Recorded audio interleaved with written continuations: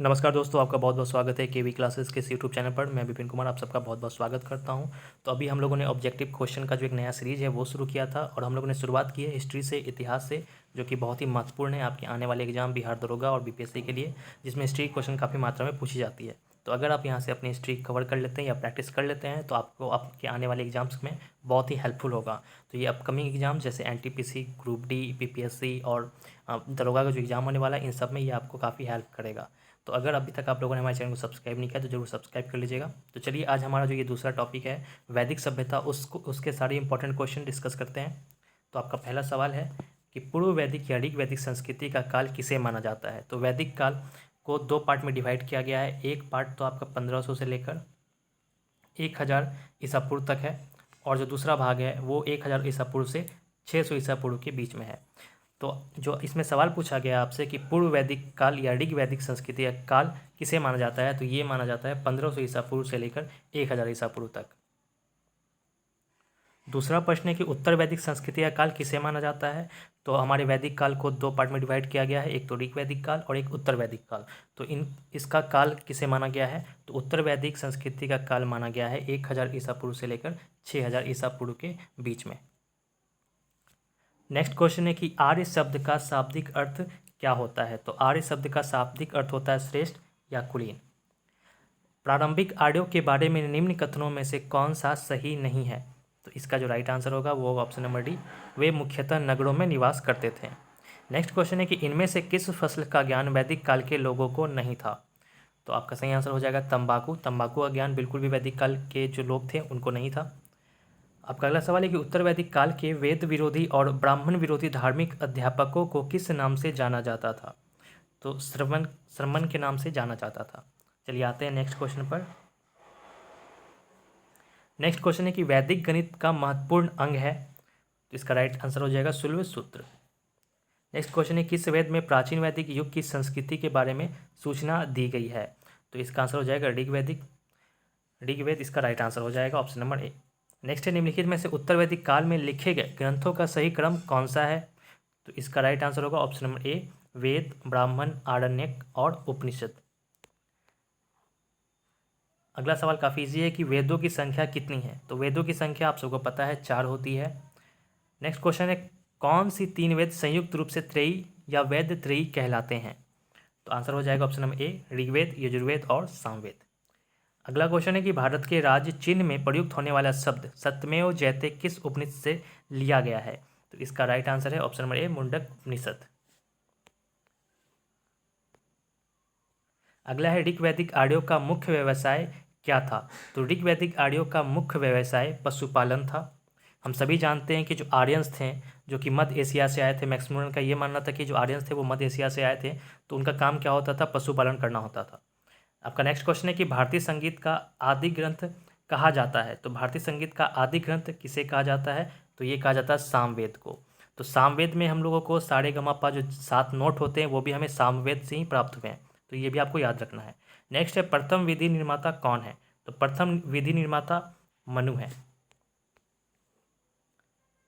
अगला सवाल है आपका कृष्णा भक्ति का प्रथम और प्रधान ग्रंथ है। तो इनमें से राइट आंसर होगा श्रीमद् भागवत गीता। अगला सवाल है आपका कि ऋग्वेद में संपत्ति का मुख्य रूप क्या है। तो ऋग्वेद में संपत्ति का मुख्य रूप है गोधन। नेक्स्ट क्वेश्चन है आपका कि ऋग्वेद के किस मंडल में शूद्र का उल्लेख पहली बार मिलता है।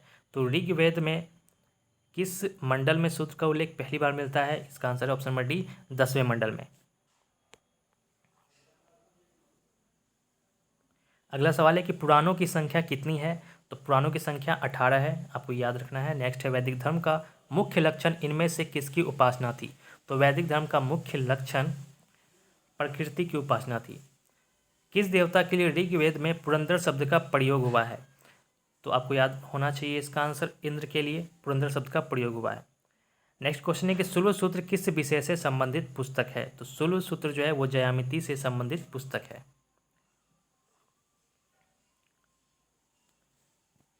अस्तो माँ सद्गमय, तमसो माँ ज्योतिर्गमय, मृत्यु माँ अमृतम गमय कहाँ से लिया गया है।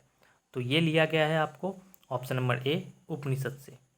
नेक्स्ट है आर्य भारत में बाहर से आए और सर्वप्रथम बसे थे। तो ये कहाँ बसे थे, आपका आंसर हो जाएगा पंजाब में। अब जो नेक्स्ट क्वेश्चन है 25 नंबर का, इस क्वेश्चन में कहा गया है सूची 1 को सूची 2 के साथ सुमिलित कीजिए। पहला सूची में आपको वेद दिया गया है और सूची 2 में आपको यज्ञकर्ता दिया गया है। यानी कि अगर आपसे ये सवाल पूछा जा रहा है कि ऋग्वेद को पढ़ने वाले को क्या कहा जाता है या ऋग्वेद के जो अध्ययन करते थे उनको क्या कहा जाता था, ये आपका सवाल है। तो इसका जो राइट आंसर है ये ऑप्शन नंबर ए है। ऋग्वेद को पढ़ने वाले को होता या होत्रु कहते थे, यजुर्वेद को पढ़ने वाले को अर्धवयु कहते थे, सामवेद को पढ़ने वाले को उद्गाता कहते थे और अथर्ववेद को पढ़ने वाले को ब्रह्मा कहते थे। तो ये बिल्कुल आपको याद रखना है, ऑप्शन नंबर ए इसका राइट आंसर होगा। अगला सवाल है वेदों को अपरुषेय क्यों कहा गया है। तो वेदों को अपरुषेय इसलिए कहा गया है क्योंकि वेदों की रचना देवताओं द्वारा की गई है। नेक्स्ट है वैशेषिक दर्शन के प्रतिपादक हैं। तो वैशेषिक दर्शन के प्रतिपादक हैं ऑप्शन नंबर सी उलूकनद। नेक्स्ट सवाल है आपका मीमांसा या पूर्व मीमांसा दर्शन के प्रतिपादक हैं। तो इसका आंसर हो जाएगा जैमिनी। वेदांत या उत्तर मीमांसा दर्शन के प्रतिपादक हैं। तो इसका राइट आंसर है option number B Badarayana. Next question है कि ऋग्वेद का कौन सा मंडल पूर्णतः सोम को समर्पित है। तो ऋग्वेद का 9वां मंडल पूर्णतः सोम को समर्पित है। प्रसिद्ध 10 राजाओं का युद्ध दासराज युद्ध किस नदी के तट पर लड़ा गया था। तो ये लड़ा गया था परुशनी नदी के किनारे। चलिए आते हैं नेक्स्ट क्वेश्चन पर। नेक्स्ट है धर्मशास्त्रों में भू राजस्व की दर क्या है। तो धर्मशास्त्रों में भू राजस्व की दर 1/6 है। नेक्स्ट क्वेश्चन है कि 800 ईसा पूर्व से 600 ईसा पूर्व का काल किस युग से जुड़ा है। तो ये जुड़ा हुआ है आपको ब्राह्मण युग से। आपका नेक्स्ट क्वेश्चन है किस काल में अछूत की अवधारणा स्पष्ट रूप से उदित हुई है। तो इसका आंसर हो जाएगा ऑप्शन नंबर डी धर्मशास्त्र के काल में। एशिया माइनर स्थित बोगाजकोई का महत्व इसलिए है क्योंकि वहाँ से जो अभिलेख प्राप्त हुए हैं उनमें 4 वैदिक देवताओं इंद्र, वरुण, मित्र, नासत्य का उल्लेख मिलता है। अगला सवाल है कि गायत्री मंत्र किस पुस्तक में मिलता है। तो गायत्री मंत्र आपको मिलता है ऋग्वेद में। आपको यह भी याद रखना है कि ऋग्वेद सबसे प्राचीनतम वेद है। नेक्स्ट क्वेश्चन है कि न्याय दर्शन को प्रचारित किया था। तो न्याय दर्शन को प्रचारित किसने किया था। ये किया था गौतम ने। प्राचीन भारत में निष्क से जाने जाते थे। तो प्राचीन भारत में निष्क से स्वर्ण आभूषण जाने जाते थे। योग दर्शन के प्रतिपादक हैं।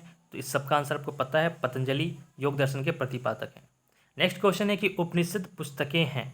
तो उपनिषद कैसी पुस्तकें हैं। इसका आंसर हो जाएगा ऑप्शन नंबर डी दर्शन पर। अब जो आपका सेकंड क्वेश्चन अगला क्वेश्चन है उसमें आपको सूची 1 को सूची 2 से मिलाना है।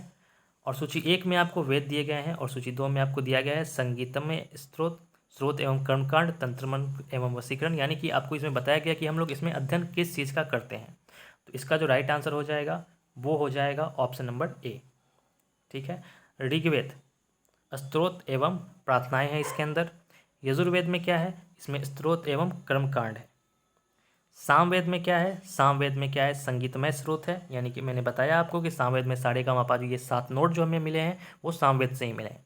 नेक्स्ट जो है अथर्ववेद, इसमें है तंत्र मंत्र एवं वशीकरण। चलिए आते हैं नेक्स्ट क्वेश्चन पर। नेक्स्ट क्वेश्चन है कि आरंभिक वैदिक साहित्य में सर्वाधिक वर्णित नदी कौन सी है। तो सर्वाधिक वर्णित नदी है सिंधु नदी। नेक्स्ट क्वेश्चन है कि उपनिषद काल के राजा अश्वपति शासक थे। तो उपनिषद काल के राजा अश्वपति कहाँ के शासक थे, केकई के। नेक्स्ट क्वेश्चन है कि अध्यात्म ज्ञान के विषय में नाचिकेता और यम का संवाद किस उपनिषद में प्राप्त होता है। तो इसका आंसर हो जाएगा ऑप्शन नंबर सी कठोपनिषद। आपका नेक्स्ट क्वेश्चन है कि वैदिक नदी कुबा या काबुल का स्थान कहाँ निर्धारित होना चाहिए। तो आंसर होना चाहिए इसका option number B Afghanistan. Kabul से आपको इसका आंसर आपको आ जाना चाहिए था। नेक्स्ट क्वेश्चन है कपिल मुनि द्वारा प्रतिपादित दार्शनिक प्रणाली है। तो आंसर हो जाएगा ऑप्शन नंबर बी सांख्य दर्शन। नेक्स्ट क्वेश्चन है कि भारत के किस स्थल की खुदाई से लौह धातु के प्रचलन का प्राचीनतम प्रमाण मिले हैं। तो आंसर है इसका ऑप्शन नंबर बी अतरंजी खेरा। निम्नलिखित में से किसका संकलन ऋग्वेद पर आधारित है। तो इसका आंसर हो जाएगा ऑप्शन नंबर बी सामवेद का। नेक्स्ट है कि निम्नलिखित में कौन प्रस्थानेत्री में शामिल नहीं है। तो आंसर है इसका option number A Bhagavat. Next है कि कर्म का सिद्धांत संबंधित है। तो कर्म का सिद्धांत संबंधित है, इसका आंसर हो जाएगा ऑप्शन नंबर बी मीमांसा से।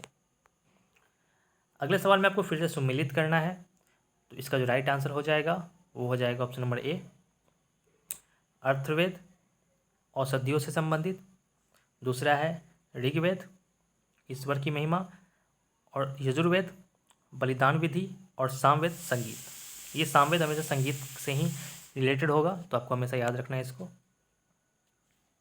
नेक्स्ट है चरक संहिता नामक पुस्तक किस विषय से संबंधित है। तो चरक संहिता नामक पुस्तक किस विषय से संबंधित है, इसका आंसर हो जाएगा ऑप्शन नंबर सी चिकित्सा से संबंधित। अगला सवाल है कि यज्ञ संबंधी विधि विधानों का पता चलता है। तो यज्ञ संबंधी विधि विधानों का पता चलता है किससे, यजुर्वेद से। नेक्स्ट क्वेश्चन है आपका कि वैदिक युगीन सभा, तो वैदिक युगीन सभा क्या कहलाती है, इसका आंसर हो जाएगा ऑप्शन नंबर सी मंत्रिपरिषद थी। एक वैदिक युगीन सभा जो होती थी वो मंत्रिपरिषद हुआ करती थी। आपका अगला सवाल है कि वैदिक युग में प्रसिद्ध लोकप्रिय शासन प्रणाली थी। तो वैदिक युग में प्रसिद्ध लोकप्रिय शासन प्रणाली कौन सी थी, गणतंत्र। सबसे प्राचीन वेद कौन सा है, ये सवाल बहुत इंपॉर्टेंट है कि सबसे प्राचीन वेद कौन सा है, तो आप सबको पता होना चाहिए कि सबसे प्राचीन वेद ऋग्वेद है। नेक्स्ट है कि निम्नलिखित में से कौन भारतीय दर्शन का आरंभिक विचारधारा है। तो आरंभिक विचारधारा कौन सी है, सांख्य। नेक्स्ट है कि सांख्य योग्य न्याय वैशेषिक मीमांसा एवं वेदांत इन 6 भिन्न भारतीय दर्शनों की स्पष्ट रूप से अभिव्यक्ति हुई। तो इसकी जो अभिव्यक्ति हुई वो ही वैदिक युग में। आपका अगला सवाल है कि निम्नलिखित में से वह दस्तकारी कौन सी है जो आर्यों द्वारा व्यवहार में नहीं लाई गई थी। तो इसका राइट आंसर हो जाएगा ऑप्शन नंबर डी लुहार या लुहारगिरी। आपके अगले सवाल में फिर से इसको सुमेलित करना है। एक तरफ है आपके उपवेद और दूसरी तरफ है संबंधित वेद। तो इसका राइट आंसर है ऑप्शन नंबर ए आयुर्वेद जो कि ऋग्वेद से रिलेटेड है, धनुर्वेद जो कि यजुर्वेद से रिलेटेड है, गंधर्ववेद जो कि सामवेद से रिलेटेड है, और शिल्पवेद या अर्थशास्त्र जो कि अथर्ववेद से रिलेटेड है। चलिए आते हैं अगले सवाल पे। अगला सवाल है कि ऋग्वेद के किन 6 मंडलों को वंश मंडल या गोत्र मंडल कहा जाता है। तो इसका आंसर हो जाएगा ऑप्शन नंबर ए दूसरे मंडल से 7वें मंडल तक। नेक्स्ट क्वेश्चन है किस वेद में जादुई माया और वशीकरण का वर्णन है। तो किस वेद में है, ऑप्शन नंबर डी अथर्ववेद में इसके बारे में चर्चा की गई है, जादुई माया और वशीकरण के बारे में। नेक्स्ट क्वेश्चन है कि आर्य शब्द इंगित करता है। आर्य शब्द क्या इंगित करता है, इसका आंसर हो जाएगा ऑप्शन डी श्रेष्ठ वंश को इंगित करता है। ऋग्वेद में कुल कितने मंडल हैं, ऋग्वेद में कुल 10 मंडल हैं। नेक्स्ट है आर्य भारत में संभवतः आए हैं। तो ये मैक्स मुलर का मानना था कि आर्य कहाँ से आए थे, आर्य आए थे मध्य एशिया से। नेक्स्ट क्वेश्चन है कौन सा वेद अंशतः गद्य रूप में भी रचित है। तो इसका आंसर होगा option number B Yajurveda. Next question आता है कि सभा और समिति प्रजापति की 2 पुत्रियां थी, इसका उल्लेख किस वेद में मिलता है। तो इसका उल्लेख मिलता है आपको अथर्ववेद में। नेक्स्ट क्वेश्चन पे आते हैं ऋग्वैदिक युग की प्राचीनतम संस्था कौन सी है। तो ऋग्वैदिक युग की प्राचीनतम संस्था विदत है। ब्राह्मण ग्रंथों से सर्वाधिक प्राचीन कौन है। तो ब्राह्मण ग्रंथों में सर्वाधिक प्राचीन कौन है, इसका आंसर हो जाएगा option number B Shatapatha Brahmana. Next question आता है गोत्र व्यवस्था प्रचलन में कब आई। तो गोत्र व्यवस्था प्रचलन में आई उत्तर वैदिक काल में। नेक्स्ट क्वेश्चन पे आते हैं अनुलोम विवाह का अर्थ क्या है। अनुलोम विवाह का अर्थ है उच्च वर्ण पुरुष का निम्न वर्ण नारी के साथ विवाह। सेकंड क्वेश्चन है कि प्रतिलोम विवाह तब माना जाता था, कब माना जाता था प्रतिलोम विवाह। तो इसका आंसर हो जाएगा ऑप्शन नंबर बी जब उच्च वर्ण की नारी निम्न वर्ण के पुरुष के साथ विवाह कर लेती थी। आते अगले सवाल पर वैदिक युग में यव कहा जाता था। तो वैदिक युग में यव किसको कहा जाता था, जौ को। अगले सवाल पे आते हैं व्रीहि शब्द किसके लिए प्रयुक्त हुआ है। तो व्रीहि शब्द प्रयुक्त हुआ है चावल के लिए। नेक्स्ट क्वेश्चन है कि अर्थव का अर्थ क्या है। तो अर्थव का अर्थ होता है पवित्र जादू। आपका नेक्स्ट क्वेश्चन इसमें आपको सुमेलित करना है। तो इसका राइट आंसर हो जाएगा ऑप्शन नंबर ए शिक्षा कर्मकांड, कल्पसूत्र, सॉरी माफ कीजिए, शिक्षा, ध्वनि शास्त्र, कल्पसूत्र, कर्मकांड, निरुक्त, शब्द व्युत्पत्ति या शास्त्र, भाषा शास्त्र, और जो छंद होता है उसका हो जाएगा छंद शास्त्र। अगला सवाल है आपका, प्राचीनतम व्याकरण अष्टाध्यायी की रचना है। प्राचीनतम व्याकरण अष्टाध्यायी की रचनाकार हैं, तो इसके रचनाकार कौन है? इसके रचनाकार है option number D, Panini. Next question है कि निम्न में से कौन सा स्मृति प्राचीनतम है? तो निम्न में से कौन सा हो जाएगा आपका? ऑप्शन नंबर ई, मनुस्मृति। नेक्स्ट क्वेश्चन है कि आदि काव्य की संज्ञा किसे किसे दी जाती है? तो इसका आंसर हो जाएगा ऑप्शन नंबर ए, रामायण को। प्राचीनतम पुराण है, इन सब में से प्राचीनतम पुराण कौन सा है? तो आपका आंसर हो जाएगा मत्स्य पुराण। अगला सवाल है कि ऋग्वेद में सबसे पवित्र नदी किसे माना गया है? तो ऋग्वेद में सबसे पवित्र नदी माना गया है सरस्वती को। नेक्स्ट है, वैदिक समाज की आधारभूत इकाई थी। तो वैदिक समाज की आधारभूत इकाई थी कुल या कुटुंब। नेक्स्ट है कि ऋग्वैदिक काल के उस सबसे प्रधान देवता की पहचान करें जिसकी स्तुति में 250 सूक्तों की रचना की गई थी। तो इसका आंसर हो जाएगा ऑप्शन नंबर ए, इंद्र।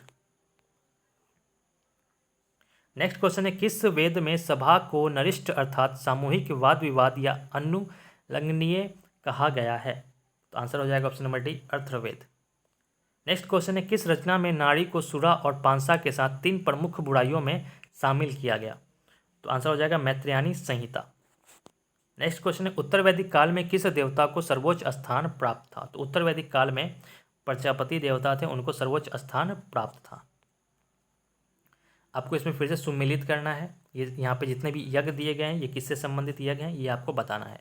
तो इसका जो राइट आंसर है ये ऑप्शन नंबर ए ही है, यानी कि जो राजसूय यज्ञ है ये राजा के सिंहासन रोहन से संबंधित यज्ञ है। अश्वमेध यज्ञ जो है ये राजनीतिक शक्ति को बढ़ाने हेतु किया जाने वाला यज्ञ है। वाजपेयी यज्ञ शौर्य प्रदर्शन व प्रजा के मनोरंजनार्थ किया जाने वाला यज्ञ है।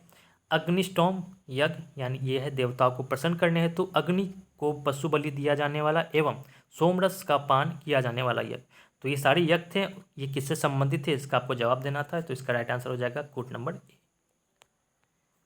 नेक्स्ट आपको सूची 1 को सूची 2 के साथ सुमेलित करना है। सूची 1 में आप देख सकते हैं ऋग्वैदिक में उल्लेखित नाम है और सूची 2 में आधुनिक नाम है। तो ये सारी नदियों के नाम है जो कि एक तरफ आपको दिए गए हैं ऋग्वैदिक में इनका क्या नाम था और दूसरी तरफ दिया गया है आधुनिक में अभी इसका क्या नाम है।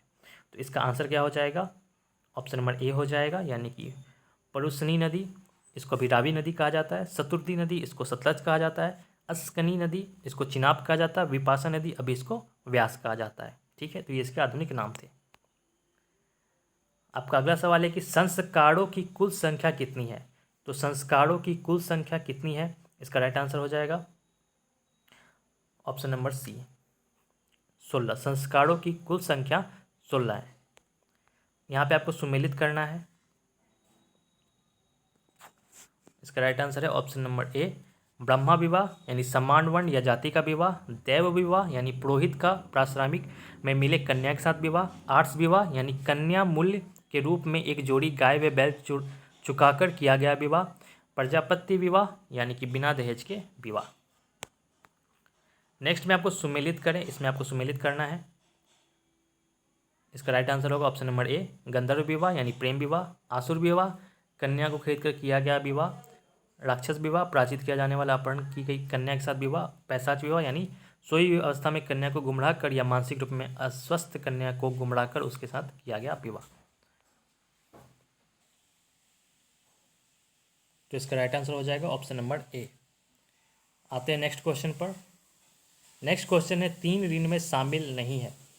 तो इसका राइट आंसर है ऑप्शन नंबर डी, मातृ ऋण। नेक्स्ट क्वेश्चन है कि ऋग्वैदिक काल से संबंधित मृत भांड संस्कृति है। तो इसका राइट आंसर हो जाएगा ऑप्शन नंबर ए, गेरुवर्णी मृत भांड संस्कृति। आपका नेक्स्ट क्वेश्चन है कि उत्तर वैदिक काल से संबंधित मृत भांड संस्कृति है। Answer number B, option number B इसका राइट आंसर है, चित्रित धूसर मृत भांड संस्कृति। चलिए आते हैं अगले क्वेश्चन पर। अगला है, हरियाणा प्रांत में चित्रित धूसर मृत भांड स्थल किस स्थान पर हाल ही में किए गए उत्खननों में से प्रकाश में आया है? तो इसका आंसर हो जाएगा option number B, Bhagwanpur. Next question है कि प्राचीनतम विवाह संस्करण का वर्णन करने वाला विवाह सूक्त किसमें पाया जाता है? तो ऋग्वेद में ये पाया जाता है। इसका आंसर हो जाएगा ऋग्वेद। नेक्स्ट क्वेश्चन, ऋग्वेद में अघन्य यानी वध योग्य नहीं शब्द का प्रयोग किसके लिए किया गया है? तो ऑप्शन नंबर बी, गाय के लिए, यानी गाय को उस समय वध योग्य नहीं माना जाता था ऋग्वेद में, तो इसलिए इसका आंसर हो जाएगा ऑप्शन नंबर बी। नेक्स्ट सवाल है आपको सुमेलित कीजिए, इसमें आपको सुमेलित करना है। इसका राइट आंसर है ऑप्शन नंबर ए संग्रहीतृ, इसका हो जाएगा कोषाध्यक्ष। भागदूत, इसका हो जाएगा कर संग्रहकर्ता। छता या छतरी, पांसे खेल में राजा का सहायक, इसका हो जाएगा छत या छतरी का हो जाएगा प्रतिहारी राजप्रसाद का रक्षक। और अक्षवाप का हो जाएगा पांसे खेल में राजा का सहायक। नेक्स्ट क्वेश्चन है कि ऋत यानी प्राकृतिक संतुलन स्थापित करने के कारण किस वैदिक देवता का ऋतस्य गोप कहा गया है? इसका राइट आंसर है option number B, Varun. Next question है कि निम्नलिखित में से कौन मूलतः जल या समुद्र का देवता था? तो ऑप्शन नंबर सी, वरुण, इसका राइट आंसर है। 3 कर्मों या पगों में 3 लोगों को माप लेने के कारण किसे उपक्रम कहा गया? तो आंसर हो जाएगा option number D, Vishnu. Next question में आपको फिर से सुमेलित करना है, इसमें आपको कोड दिया गया है, इसमें से कोई एक सही आंसर है। तो इसका जो राइट आंसर ऑप्शन नंबर ए, इसका राइट आंसर है। पूषण विवाह का देवता, रुद्र पशुओं का देवता, धौस या धौ जगत के देव पिता, अदिति देवों की महान माता। नेक्स्ट क्वेश्चन है आपका मनुस्मृति मुख्यतः संबंधित है, तो मनुस्मृति मुख्यतः संबंधित है समाज व्यवस्था से। नेक्स्ट है गायत्री मंत्र की रचना किसने की थी? तो गायत्री मंत्र की रचना की थी विश्वामित्र ने। आते हैं अगले सवाल पर। अवेस्ता और ऋग्वेद में समानता है, अवेस्ता किस क्षेत्र से संबंधित है? तो इसका आंसर हो जाएगा ऑप्शन नंबर बी, ईरान से। अवेस्ता ईरान से संबंधित है। नेक्स्ट क्वेश्चन में कि निम्नलिखित में से कौन सी एक ऋग्वैदिक आर्यों की लाक्षणिक विशेषता नहीं है? तो इसका जो ऑप्शन नंबर बी है, वे लोहे का उपयोग से परिचित थे। ये लाक्षणिक विशेषता नहीं है, क्योंकि हम लोग सबको पता है कि जो ऋग्वैदिक काल था उस समय लोहा का प्रयोग बिल्कुल नहीं हुआ था, यानी लोहे की खोज नहीं हुई थी। लोहे की खोज होती है उत्तर वैदिक काल में। नेक्स्ट है ऋग्वेद में निम्नांकित किन नदियों का उल्लेख अफगानिस्तान के साथ आर्यों के संबंध का सूचक है? तो ऑप्शन नंबर सी, कुबा और कुर्मू। नेक्स्ट क्वेश्चन में है कि धर्म तथा ऋतु भारत की प्राचीन वैदिक संस्कृति के एक केंद्रीय विचार को चित्रित करते हैं। इस संदर्भ में निम्नलिखित कथनों पर विचार कीजिए। तो यहाँ आपको 2 कथन दिए गए हैं, इनमें से कौन सा कथन सही होगा और गलत होगा, या फिर दोनों सही होंगे, आपको इसका आंसर करना है। तो इसका जो आंसर है ये ऑप्शन नंबर सी है, ए और दोनों। आपका कथन नंबर 1 था एवं स्वयं तथा द्रव्यों की संकलन मूलभूत सारे तत्वों को संचालित। तो ये जो दोनों कथन है, इसका आंसर हो जाएगा ए और तो 1 और 2 दोनों। नेक्स्ट क्वेश्चन में है कि आर्यों के आर्कटिक होम सिद्धांत पर पक्ष किसने लिया था? तो इसका राइट आंसर है ऑप्शन नंबर सी, बीजी तिलक, यानी बाल गंगाधर तिलक। नेक्स्ट क्वेश्चन में आपको सूची 1 को सूची 2 से मिलाना है। फिर से आपको यहाँ वैदिक नदियाँ दी गई हैं एक तरफ, और एक तरफ दी गया है उसका आधुनिक नाम। तो इसमें से राइट आंसर है ऑप्शन नंबर बी, कुंभा नदी को अभी काबुल कहा जाता है, ठीक है। और ऑप्शन नंबर बी में पुरुषनी, इसको कहा जाता है रावी नदी। सादा नीरा को अभी गंडक कहा जाता है। सतुद्री, इसको कहा जाता है सतलज। नेक्स्ट क्वेश्चन है आपका ऋग्वेद में डैश सूक्त हैं। तो ऋग्वेद में कितने सूक्त हैं? इसका आंसर है ऑप्शन नंबर सी, 1028 सूक्त। पूर्व वैदिक आर्यों का धर्म प्रमुखतः था। तो इसका आंसर है ऑप्शन नंबर सी, प्रकृति पूजा और यज्ञ। नेक्स्ट क्वेश्चन में निम्नलिखित में से किसे भारतीय परमाणुवाद का जनक कहा जाता है? तो ऑप्शन नंबर सी, महर्षि कणाद, इनको परमाणुवाद का जनक कहा जाता है। नेक्स्ट क्वेश्चन में कि शतपथ ब्राह्मण से संबंधित राजा विदेत माधव से संबंधित ऋषि थे। तो इसका आंसर हो जाएगा ऑप्शन नंबर डी, ऋषि गौतम रहुगन। नेक्स्ट क्वेश्चन में ऋग्वेद के 10वें मंडल में निम्नलिखित में से कौन सा स्रोत विवाह समारोह पर प्रकाश डालता है? तो ऑप्शन नंबर ए, सूर्या सूक्त। आपका अंतिम सवाल है कि निम्नलिखित में से किस ग्रंथ को सप्तसहस्त्री संहिता के नाम से भी जाना जाता है? तो इसका आंसर है ऑप्शन नंबर बी, महाभारत। तो दोस्तों आज के इस टॉपिक में, वैदिक सभ्यता के टॉपिक में हमारे इतने ही सवाल थे। जो हम लोगों ने इससे कवर किया है ये लूसेंट वस्तुनिष्ठ प्रश्न है और सारे प्रश्न काफ़ी इंपॉर्टेंट है। ये सारे प्रश्न यूपीएससी, बीपीएससी और एसएससी के जो इंपॉर्टेंट एग्जाम्स हैं, सीजीएल, सीएचएसएल, इन सारे एग्जाम्स में पूछा गया है। ये प्रीवियस ईयर के सारे क्वेश्चनों का एक कलेक्शन था। हम टॉपिक वाइज सारे टॉपिक्स को पढ़ते जाएंगे। कल का जो हमारा टॉपिक होगा वो होगा महाजनपद काल, जिसमें हम लोग महाजनपद काल के जितने भी इंपॉर्टेंट क्वेश्चंस हैं वो डिस्कस करने वाले हैं। तो अगर हो सके तो आप इसका थ्योरी अच्छे से अपने खुद से पढ़ लें, ताकि जब आप प्रैक्टिस करें तो आपको काफ़ी अच्छा स्कोर करने में हेल्प मिले। Thank you so much for watching. हमारे चैनल को जरूर सब्सक्राइब कर लीजिएगा और अपने दोस्तों के बीच जरूर शेयर कीजिएगा।